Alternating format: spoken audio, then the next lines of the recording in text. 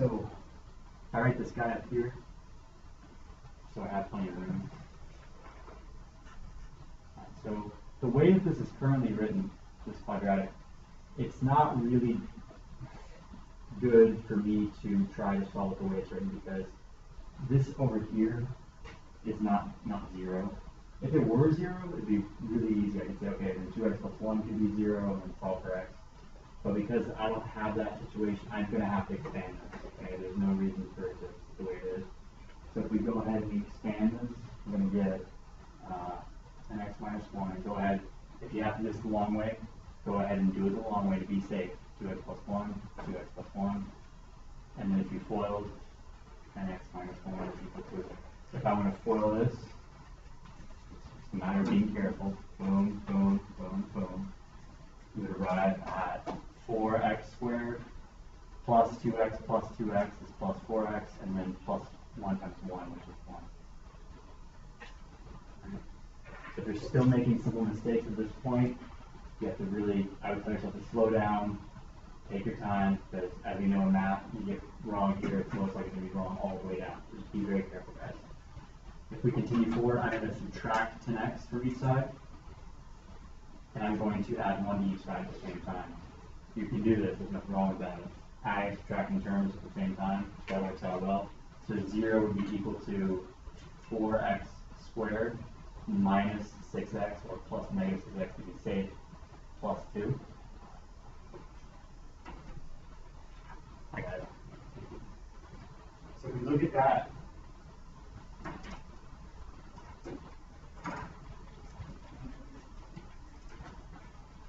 at that, anytime I can take out a common factor out of all the terms, I'll go ahead and do that. So if I look at this right hand side, does anyone know the greatest common factor of all 3 of these terms? It is 2. Good. So I'm going to factor out 2, and I get 2x squared plus negative 3x plus 1. And then now we're at the point where we do the AC method. So I'm going to continue this problem up here. I'll continue it up here. So what is, so let's figure out what is AC. A times, now this 2 here, once I factored it out, that constant, I really don't need to focus on him at all. I'm talking about this quadratic we currently have, this 2x squared plus negative 3x plus 1. What is AC? 2 times 1, right? This is A, your B is negative 3, your C is 1. So AC, 2 times 1 is 2. Okay, so AC is 2. Okay, here's the question that the one that you kind of have to memorize. This is the process that can be forgotten, you know, over the summer or in 1 week if you haven't done it, depending on how many you do. It's this. What factors of 2? What factors of 2 here? What factors of this guy, when added together, give you negative 3? If we list them, and now gives you negative as a sum, so they both have to be negative, and there's only one pair that works, and that's negative 1 and negative 2. They both have to be negative because their sum is negative. No, what do you have to do to find that? What do I have to do to find these 2? Can you just explain the next step after you did the 2? Because I didn't really know. Okay, sorry. So here AC is 2. So then the question is, what factors of 2, when added together, give me negative 3? Okay. Negative 1 and negative 2. It doesn't have to have 2 in it. What doesn't have to have 2 in it?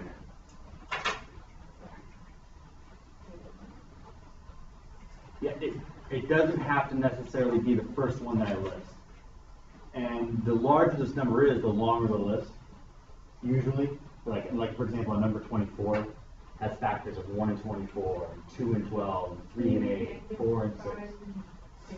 Negative 5 and 2, I can't do because negative 5 times 2 is negative 10. Oh.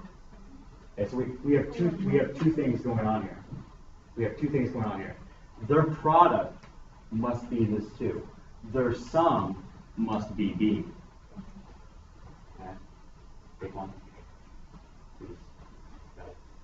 So if I now have these, so I'm going to go ahead and write this as 0 equals 2. Now I can rewrite it as 2x squared plus negative 1x plus negative 2x plus 1. Okay, and all I did here was I rewrote this negative 3x as this negative 1x plus negative 2x. To separate? It's the way the method works. It's if you abide by what I've done so far, it'll work out algebraically to the end. Yeah, so I'm just rewriting this guy as the sum of negative x and negative 2x, and there's nothing wrong with that. This is the exact same equation as this equation here. Okay, so now what do I do? And again, I'm being careful. I'm making sure I'm writing all as addition because you avoid making a silly mistake if you write it with minus. So I'm going to group the first two and group the last two. Okay, and we're going to see if this actually works out. And it doesn't matter. I need to point out to you something. It doesn't matter whether I wrote it as negative x plus negative 2x or negative 2x plus negative 1x. It doesn't matter. It'll work out either way. For those of you that are tired, I know you're tired. I know it's a long day, but please go ahead and keep your head up. I don't want to have to write attention because it's sleeping in class. Just try to get through. We only have 7 more minutes left, about a half hour. Yes? Okay, you said you had a certain mistake that we did by students, the plus and minus and the Okay. Yeah, so if the thing is with this, and this happened in a previous class, if I have, for example, if I have, let's say I left it like this, and I left it like 2x squared minus x minus 2x plus 1. Okay. Now this here is technically, this part, and we still have the 2 in the front. That doesn't really affect what I'm trying to point out here. If I did this, and I go ahead and I group as it looks, without doing anything, I've now changed the value. I've now changed this to an equation that's not equivalent to what it was before, because now what I have going on here is minus this whole thing that I've set in parentheses, and it's no longer what it was. Now it's negative 2x minus 1, and that's changed it. So that's what I'm talking about and being careful here is it's safer to do addition. And it's not just safer in this instance, it's safer in a lot of other instances, whether you're simplifying something or doing something like this, it's always safer to do addition. You can leave it as subtraction as long as you are careful. As long as you're careful. I just find addition to be safer. Yes? Yes, you may. Okay. So I'm going to go ahead and erase this. I was just demonstrating what it looks like, what it can look like if you do subtraction and don't really change anything. That will change to addition. So now going from here, I have 0 is equal to 2. Now here's where this works out to be algebraic magic, if you will. Okay, I'm going to use a bracket just to clearly point things out here. So looking at just this guy in the first red parentheses, what are these two's greatest common factor? X, right? They both have an x in common. So I'm going to factor out an x, leaving me 2x plus negative 1. Okay? And then I repeat this process with this. I say, okay, what's the greatest common factor of these two? And they really don't have anything except maybe 1 or negative 1. Negative 1 would change the sign. This is where you have to look at this and look at this, and they're going to give you problems. If they say solve by factoring, which this one says to do, you're going to be given problems that actually work out, okay? So look at how close this looks like to this. It looks very similar, doesn't it? Yeah. But what is the difference between these two?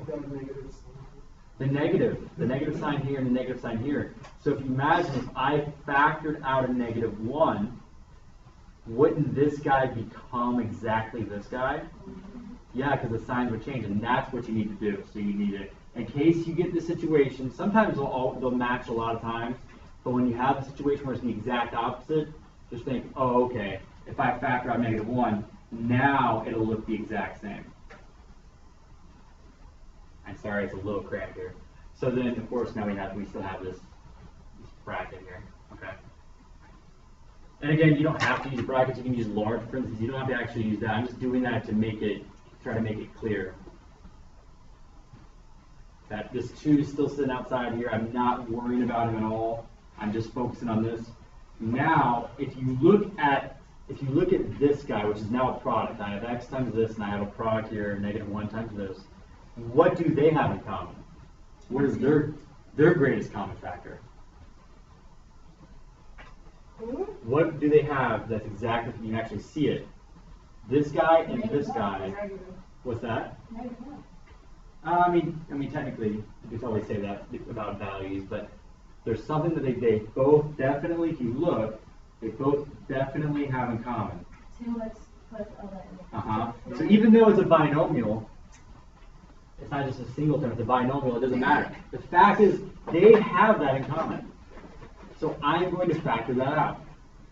So we say, okay, 0 is equal to 2. Now, once I factor this out, once I factor out 2x plus -1, I am left with what? X plus -1, or x minus 1, however you want to write it. Or are we still putting it in? We don't have to. It never hurts to have, quote unquote, 2 mini brackets, but sometimes you can have your math written incorrectly when you don't use enough parentheses. Okay, so even the brackets, you can ignore them. It doesn't really change. It doesn't change anything. It's just still now we have a product of a 2, a constant, a linear factor, and another linear factor. So now we're at the point we've reached where we can say this could be 0 or this could be 0. So we continue with this. I'm going to shrink it down just a little bit.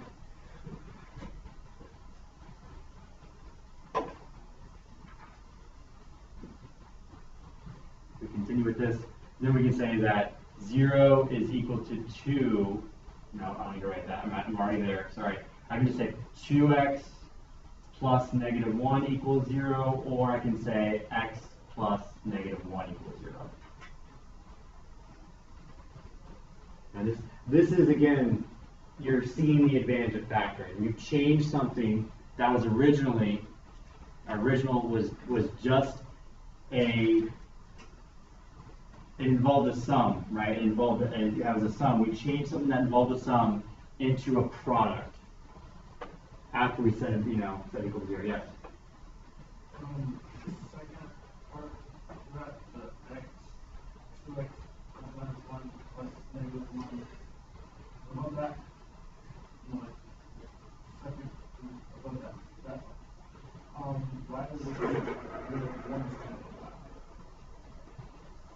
Why do we do what? Why do we get rid of the x? Oh, we didn't get rid of it. What happened was, I looked at, and I'm just going to use parentheses. I want you to view this guy as its own thing and this guy as its own thing. Okay? You look at this guy. This is the product of x and this 2x plus -1. This guy is the product of -1 and 2x plus -1. So just like when you factored before, you would take out the greatest common factor, which in this case is 2x plus -1, and what are you left with? Well, you'd be left with x plus -1. Right? You could literally think about, okay, keeping this the way it is, this times x would be this, plus this times -1 would be this. Keeping it as 2x plus -1, yes. Where did 2 go? Next to the equal 0 and then 1. Oh, okay, so now, yeah, so here, 2 is always 2.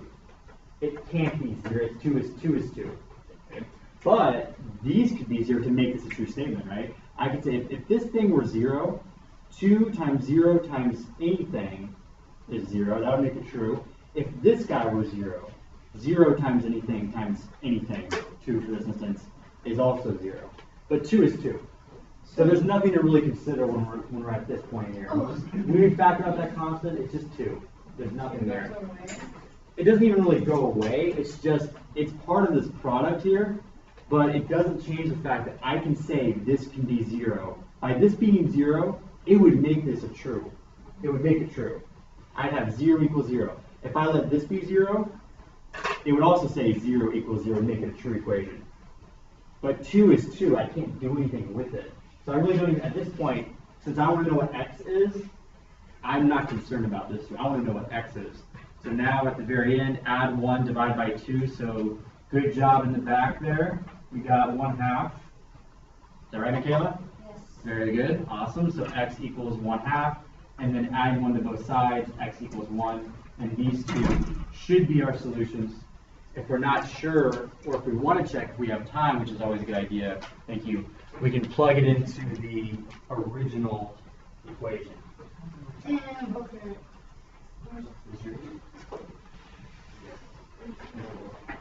Okay, so with the x plus -1, because the plus and minus are both the how many how old is the factor and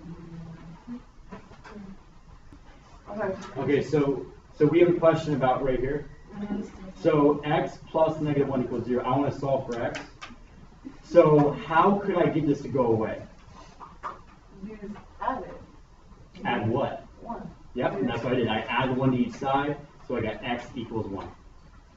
No, I was just saying, so when the negative sign is there, we know it's actually a negative, it's actually x minus 1. Yeah, so this means the exact same thing as x minus 1. That's what I. Yeah, be comfortable with that. X plus -1 means the same exact thing as x minus 1. Okay. Right. This is the warm-up.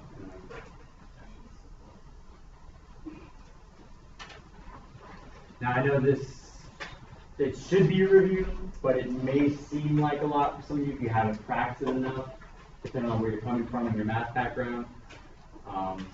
Is there easier ways to do that?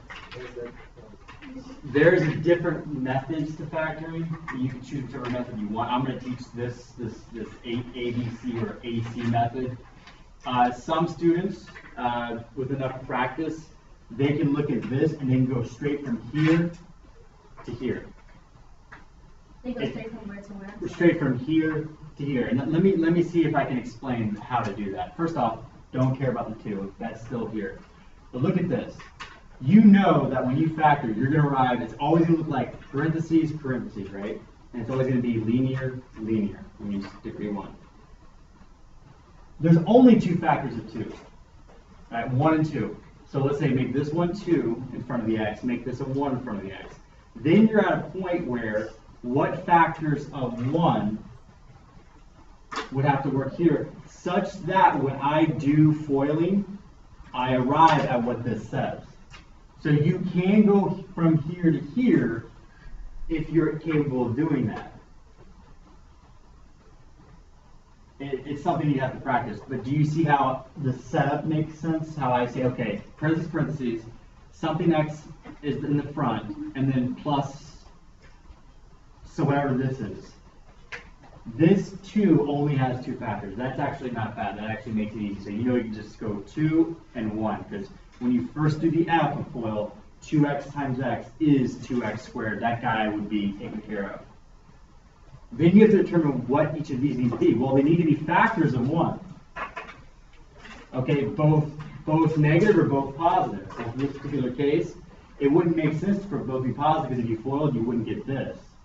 They both have to be -1, and if you FOILed it, 2x squared plus -2x plus -x is -3x, and then -1 times -1 is +1, so that does work. But that's something that you just kind of, if you do it enough, you can kind of, you just, again, from here to here, make your parentheses, and without repeating exactly what I just said, but yeah, it takes a little practice. I'm showing a method that you just, if you do it, it'll work out every time. And it's called, and if you remember, it's called AC for a reason, because we did A times C, which is 2, and then went from there. And then the algebra kind of does the work for you, if you understand factoring by grouping. Okay? What's this? Okay, so now we're going to move on to where we left off last class, which we started looking at absolute value, yes? Mm-hmm. Okay, so if you take a look at number 1 on the worksheet that I passed out, can anyone tell me, do you remember what absolute value means? equal to 0? Yes. The distance from 0. So if you don't have that now, make sure that it's in your notes that absolute value is the distance from 0. And that was on previous slide. But go ahead and write that down if you don't have that in your notes. That absolute value is the distance from 0. because that's going to help you understand how to approach all of these problems. Okay? So let's take a look at number one. Let's see if we can understand what it is saying. So number one says the absolute value of whatever's inside these bars is less than or equal to 3. Okay? This is what I want to teach you. This is the fundamental aspect of today's lesson is this. Don't worry about how complicated this guy here looks. Don't worry about how complicated it looks. Okay? You'll see what I mean in a second. Whatever it is, its distance from 0 must be less than or equal to 3. So if we have a number line, here's 0 on the number line, and I went ahead and plotted some numbers to the right, some numbers to the left. And now you said don't worry about what's inside of it? Yeah, don't worry about how crazy it looks. Okay? Because what I'm going to do is I'm going to graph for whatever's inside there, leave it as it is. So this graph is for n over 4, which is what is inside those bars. Okay. So, distance from 0. Would you agree that this distance here is a distance of 3? Yeah. No. This is a distance of 3, from 0 to 3? This here, from negative 3 to 0, is also a distance of 3. Right? You can't have a negative distance. Distance is just a positive value. Okay? We don't measure things and we have negative distances. Okay. So, if it tells me that n over 4 must have an absolute value of less than or equal to 3, then it's going to be this. Right? It could be negative. It could have a distance of 2 away, so this would be fine here. It could have a distance of 2.5 away, so that would be fine, and this would be fine. It could have a distance of, 2.9 away, that would be fine. It could even have a distance of 3 away from 0, but no more than that, which is why you don't see anything graphed outside of greater than 3 or less than negative 3. That's it. We're not done now. We want to know about n. Okay, but I'm showing you how to get there logically. No, I was saying that's it for Oh yeah, this is it for graphing n over 4. Okay? Yes. So the number line, whatever the number line is necessarily not. Because like on the worksheet, then it's negative 4 and stuff. So that's, but that's what number is my number line as long as it's like 3. You mean making up numbers? Yeah. Yeah, you can make up. I could have just wrote negative 3 and 3 if I wanted, but I wanted to just show a little more detail. Yeah, as long as you're emphasizing the fact that it's from negative 3 to 3 for n over 4, and that's it. Okay? So now that I have this graph, now I can make up, and I'm just showing you that this is a distance of 3. We all agreed on that. So now I'm going to say that, now looking at this, I can see that I can write, okay, so n over 4 has to be greater than or equal to negative 3, but at the same time, n over 4 is less than or equal to positive 3.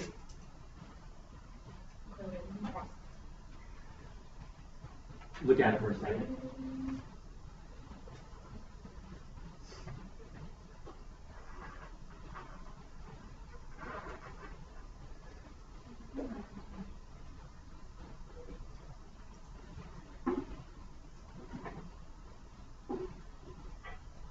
Take a look at it for a little bit. I'm going to get a sip if I have any left. Can you explain it one more time? Just with the... Alright, so now we're here, so we've developed these individual statements, simplified, and if I can write it as a compound inequality, I will go ahead and do so.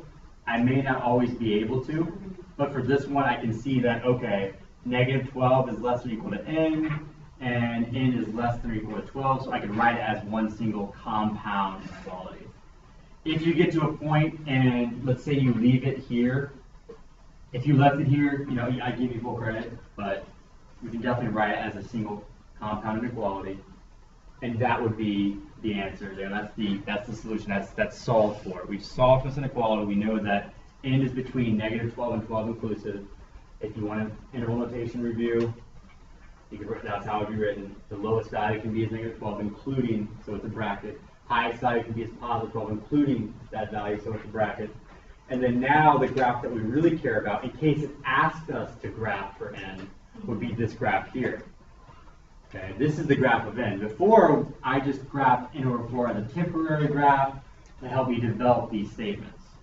Okay, so n is between negative 12 and 12. I do that, and they're closed circles because it includes the equals part, the equality part. Yes, sir. When I was in like 8th grade or something like that, my teacher told me that like anything or something like. I'm going to go into what you're about to say. I know where you're going with this, and I'm going to do that now. So I'm showing you a very intuitive, deeper level understanding about the distance from 0. But here's the thing: if that is troubling you for some reason, you can just do this. If you have a less than or equal to some constant, you can go right from here to here, but you have to remember that, okay, if it's less than or equal to 3, then you have to write whatever it is inside the bars, greater than or equal to negative 3, and that value less than or equal to 3. So you just have to know how to write it. I think you do the next one because the graph doesn't go to 50.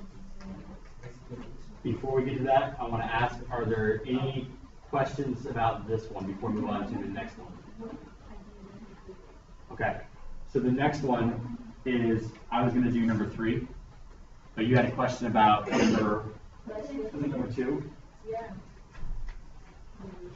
Negative 9, absolute 9b is less than or equal to 54.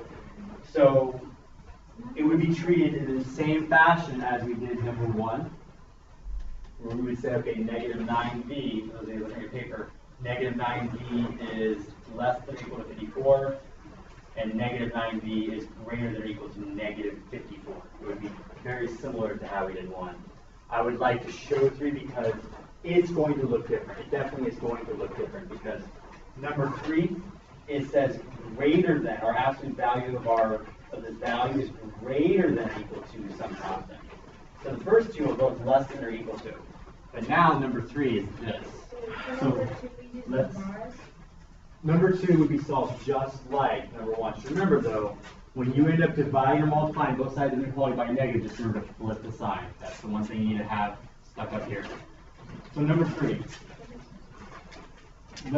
We can maybe look at number 2 another day, but I want to look at 3 because I think it's going to benefit. I want to cover 3. So 3, we have the absolute value of this. Again, I don't care what it looks like. I don't care how crazy it could be, some crazy quadratic. The absolute value of this is greater than or equal to 5. Okay? So, again, another way I can read this is like this. The distance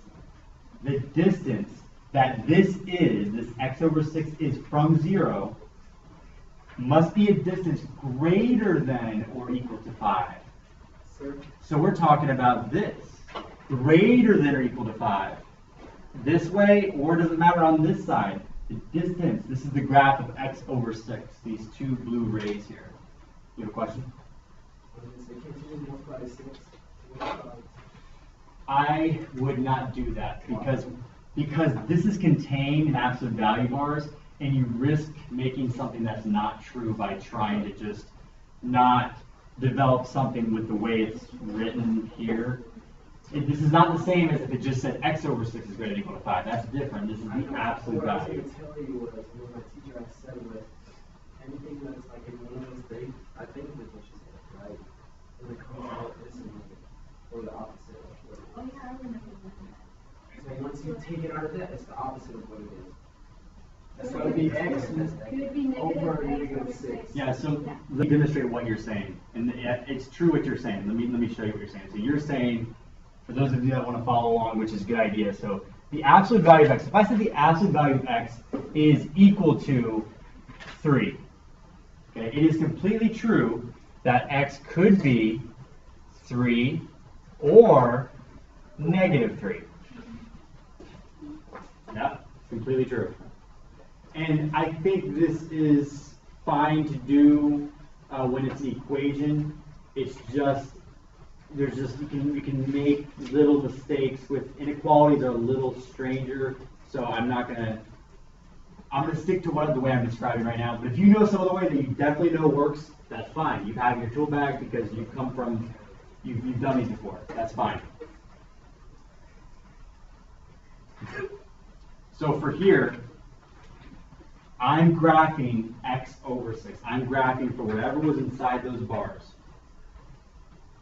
I do that first because then I look at it and now I can write a statement. I can write two statements.